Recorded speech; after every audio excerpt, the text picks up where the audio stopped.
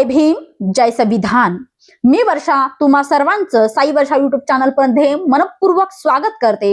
आजचा माझा विषय तसाच खूप गंभीर आहे, उद्रेकाचा आहे।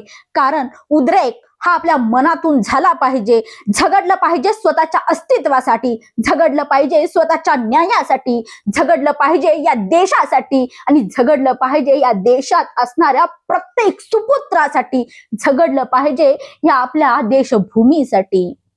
कारण आपला देश स्वातंत्र्य होऊन 78 वर्ष पूर्ण होत आहेत। 15 ऑगस्ट 1947 साली आपला देश स्वतंत्र झाला, पण आजही आपला देश गुलामगिरीतच आहे, हुकुमशाहीतच आहे। कारण या देशावरती हुकुमशाही जर कोणाची चालली असेल ती नरेंद्र मोदीची चाललेली आहे। कारण नीट पेपरफुटी प्रकरणामध्ये ज्या पद्धतीनं जंतर मंतरच्या आंदोलनामध्ये घुसखोरी झाली, याच्या अगोदर सुद्धा अभिजित दिपकेवरती हल्ला चढवण्यात आला होता, शाई फॅक्ट त्याच्यावरती करण्यात आली। ते व्हिडिओही मी ते पुराव्यासाठी लावून देईल। आणि 20 तारखेला ज्या पद्धतीचं जे शांततापूर्ण आंदोलन चाललं होतं, आंदोलन कशासाठी होतं? आंदोलन होतं नीट पेपरफुटी प्रकरणामध्ये ज्या 19 विद्यार्थ्यांनी आत्महत्या केलेली आहे, 22 लाख विद्यार्थ्यांचं नुकसान झालेलं आहे। याला जबाबदार कोण? आदले मधले तर नाहीयेत, मोठे गावकर नाहीये। कारण ही पेपर फोडणारी सिस्टीमच वरून आहे आणि ती सिस्टीमच हलवली पाहिजे आणि त्याच्यासाठीच सर्वांनी एकत्र येणं गरजेचं आहे। आणि म्हणूनच शिक्षण मंत्री आपल्या धर्मेंद्र प्रधानचा आपल्याला राजीनामा पाहिजे। कारण जोपर्यंत सिस्टीम सुधारणार नाही तोपर्यंत ही खालची सुधारणार नाहीत। कारण सिस्टीम सुधारण्यासाठी एक व्यक्ती जरी समोर आला तर अख्खा बदल हा घडू शकतो। आणि याला उदाहरण द्यायचं झालं तर आपले तुकाराम सर आहेतच, IAS तुकाराम मुंडे सर। ज्या पद्धतीने त्यांनी सिस्टीम हलवलेली आहे त्या पद्धतीनं धर्मेंद्र प्रधाननं काम करणं गरजेचं होतं, पण त्या पद्धतीनं ते काम झालं नाही। आणि त्यासाठी आपल्याला धर्मेंद्र प्रधानचा हा राजीनामा पाहिजे। पण मला सांगा, अभिजित दिपके त्याचे तर शिक्षण पूर्ण झालेलं आहे, तरीही तो स्वतः उपोषणासाठी बसतो आहे। सोनम वांगचुक हे उपोषणासाठी बसले होते। लडाख मध्ये मोठे सायंटिस्ट आहेत, या देशाचे ते सुपुत्र आहेत, जे स्वतःचा प्राण पणाला लावत आहेत। त्यांचं तर सगळं काही झालेलं आहे, तरी सुद्धा ते लढत आहेत आपल्या देशासाठी, आपल्या देशातल्या प्रत्येक जनतेसाठी। कारण उद्याची पिढी ही सिक्युअर राहिली पाहिजे। आपल्या देशामध्ये लाठीचार्ज अशा अमानुष पद्धतीने झाला की अगदी आतंकवाद्याला सुद्धा लाजवेल अशा पद्धतीचा लाठीचार्ज आपल्या त्या जंतर मंतरच्या आंदोलनामध्ये झाला। मुलींची कपडे फाडण्यात आली, त्यांच्या केसाला धरून ओढण्यात आलं। ते सगळे व्हिडिओ पुराव्यासहित मी इथे लावून देईल। मला माहित आहे याच्यावरती रेस्ट्रिक्शन येऊ शकतं, पण आमचा आवाज हा दाबू शकत नाही। कारण आम्ही उद्याचं भविष्य आहोत, उद्याची आमची मुलं बाळ ही भविष्य आहेत। आणि त्याचसाठी आम्हाला जागृत राहणं गरजेचं आहे। अभिजित दिपके हा निस्वार्थीपणे स्वतःचं काम करत आहे आणि त्याच्यासाठी प्रत्येक भारतातल्या जनतेनं त्याच्यासाठी पाठिंबा देणं गरजेचं आहे, त्याच्या पाठीमागे खंबीरपणे उभं राहणं गरजेचं आहे। कारण आपल्या देशातली एकही चिमुरडी आज सुरक्षित नाहीये। आपल्या देशामध्ये बलात्कार घडत आहेत, गुन्हेगारी वाढत आहे। अगदी पुणे हे शिक्षणाचं माहेरघर म्हटलं जातं, पण त्या पुण्यामध्ये सुद्धा भर दिवसा चाकू हल्ले होत आहेत, भर ट्रेन मध्ये एखाद्याचा जीव घेतला जात आहे। याच्यासारखी दुर्दैवाची गोष्ट आपल्या देशामध्ये कोणतीच नाहीये। आणि याला जबाबदार आहे आपली सिस्टीम, आपली सिस्टीम, हो आपली सिस्टीम। कारण जिथं नरेंद्र मोदीच मी म्हणते हे आपलं सरकार हे देशद्रोही आहे, गुन्हेगार आहे, बलात्कारी आहे, हे वाक्य मी जाणीवपूर्वक वापरत आहे। कारण या सरकारला या देशातल्या माय बहिणी सुरक्षित करता येत नाही, एज्युकेशन चांगल्या पद्धतीने देता येत नाही। ज्या ठिकाणी एज्युकेशन दिलं जाते त्या ठिकाणी सुद्धा अन्न पुरवठा चांगल्या पद्धतीचा केला जात नाहीये। आपल्या देशात शेतकऱ्याच्या मालाला हमी भाव नाहीये। याच्यापेक्षा दुर्दैवाची गोष्ट अजून कुठलीच असू शकत नाही। घरात जाऊन लोकांना उचलून नेलं जात आहे। कारण त्या आंदोलनामध्ये तुम्ही जाऊ शकत नाही। याच्यासाठी आंदोलन हा न्यायासाठी केलेला एक पर्यायी मार्ग आहे, जो आम्हाला कायद्याने दिलेला आहे। आज आम्हाला अभिव्यक्ती स्वातंत्र्य आहे, म्हणूनच आम्ही बोलू शकतो। आणि त्याच बोलण्याने आमच्या लोकांमध्ये आम्हाला जनजागृती करायची आहे। ज्या पद्धतीनं मराठा आरक्षणाचे जनक म्हणता येणार नाही, खंबीर नेतृत्व आपले मनोजदादा जरांगे पाटील सध्या अभिजित दिपकेला भेटायला गेलेले आहेत. सगळ्यांनी बऱ्यापैकी पाठिंबा दाखवलेला आहे. चंद्रशेखर आझाद यांनी सुद्धा पाठिंबा दाखवलेला आहे. आपले बाळासाहेब आंबेडकर जे आमच्या आदरणीय आहे दीनदलितांचे शोषितांचे ते सुद्धा आता 23 तारखेला महाराष्ट्र बंदची घोषणा केलेली आहे. आणि या सगळ्यासाठी आपण कार्यरत राहणं आणि त्यांच्या पाठीमागे खंबीरपणे उभं राहणं गरजेचं आहे. कारण आपल्याला देश जर वाचवायचा असेल तर मोदी हटाव आणि देश बचाव ही मोहीम आपण हातात घेतलीच पाहिजे. कारण ज्या देशामध्ये गुन्हेगार होत असतील, गुन्हेगारी वाढत असेल, ज्या देशामध्ये चिमुरडीवरती बलात्कार होत असेल, ज्या देशामध्ये तरुणाईला इतक्या नालायक आणि क्रूरतेने मारहाण केली जात असेल, कारण ही तरुणाई उद्याचं भविष्य आहे, उद्याचं फ्युचर आहे. इतकंच नाही तर उद्याची आपल्याला देण आहे जी आपल्या भारताला लाभलेली आहे. आणि त्याच्यासाठी आज आमच्या देशातला तरुण सुरक्षित राहिला पाहिजे. आज आमच्या देशातला तरुण हा चांगल्या मुद्द्यावरती जाऊन बसला पाहिजे. हे कसं झालंय माहितीये का? आम्हीच खाणार, आम्हीच लोणी पण खाणार आणि आम्ही तूप पण खाणार, सगळे काही मेवे आहेत ते आम्हीच खाणार, पण दुसरी जी सरकारची जी चिल्लावळ आहे ती सगळी खाणार.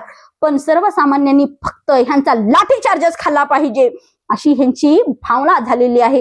आणि त्याचसाठी जर हे देशद्रोही, बलात्कारी आणि इतकं घृणात्मक सरकार असेल तर या सरकारला सत्तेत राहण्याचा काडी मात्र अधिकार नाही. या सरकारची उचलबांगडी करायची असेल आज नाही तर उद्या कधीच नाही.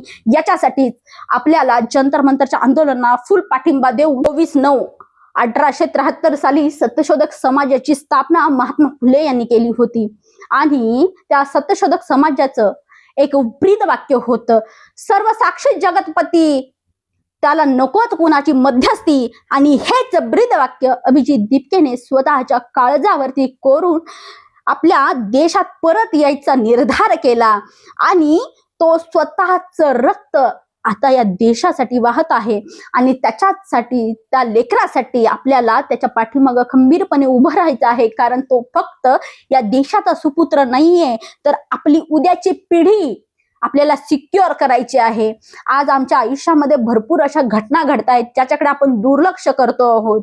आजपर्यंत अशा घटना कधीच घडल्या नव्हत्या ज्या ह्या जंतर मंतर आंदोलनामध्ये घडलेले आहेत. ज्या नपुसंग पोलिसांनी ज्या पद्धतीने लाठीचार्ज केला, म्हणजे ज्या जंतर मंतरच्या आंदोलनामध्ये जो बंदोबस्त लावण्यात आला होता, ते नपुसंग पोलिसांना मला एकच प्रश्न करायचा आहे, तुमच्याही घरी आया बहिणी आहेत, तुमच्याही घरी उद्याची पिढी असेल तर त्याच्यासाठी तुम्ही तो विचार करून जर या आंदोलनाला समाधानपूर्वक पाठिंबा दिला असता, तुमचं काम हे निष्ठेने केलं असतं तर नक्कीच आम्हाला अभिमान वाटला असता की आमचे पोलीस प्रशासन सुद्धा याच्यासाठी आवाज उठवायला तयार आहे.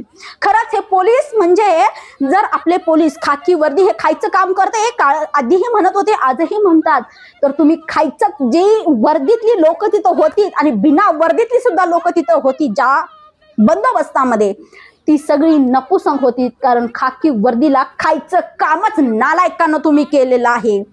कारण अशा पद्धतीचा जीव घेणा प्रकार तुम्ही तिथे केलेत.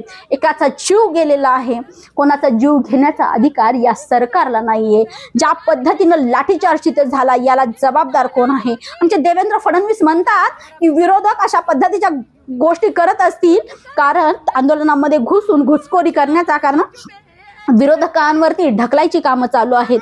पण त्याच विरोधकांनी जंतर मंतरच्या आंदोलनाला पूर्ण पाठिंबा दिलेला आहे. आणि पाठिंबा देणं सुद्धा गरजेचं आहे. कारण हे सरकार मस्तीखोर सरकार झालेलं आहे. यांची मस्ती जर जिरवायची असेल तर जनतेची ताकद दाखवून देणं आता गरजेचं आहे.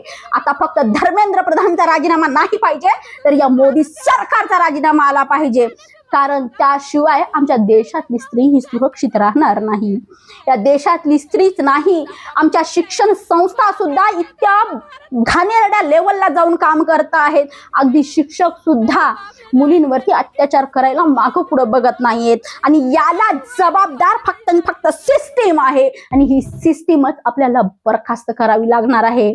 डॉक्टर बाबासाहेब आंबेडकर म्हटले होते, कायदे कानून कितीही स्ट्रॉंग असू देत पण चालवणारा नीच वृत्तीचा आणि नालायक हातांच्या हाती हे सरकार आपण दिलेलं आहे. आणि याला जबाबदार सुद्धा आपणच आहोत. कारण 1000-500 रुपयासाठी आपण विकले गेलेलो आहोत आणि त्याचमुळं हे भोग आपला आलेला आहे.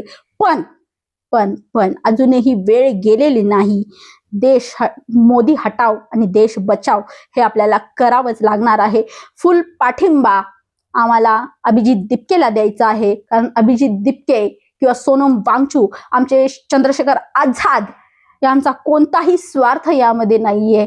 फक्त ज्या पद्धतीनं मुलांवरती लाठीचार्ज झाला, ही लढाई त्यांच्यासाठी कधीच नव्हती.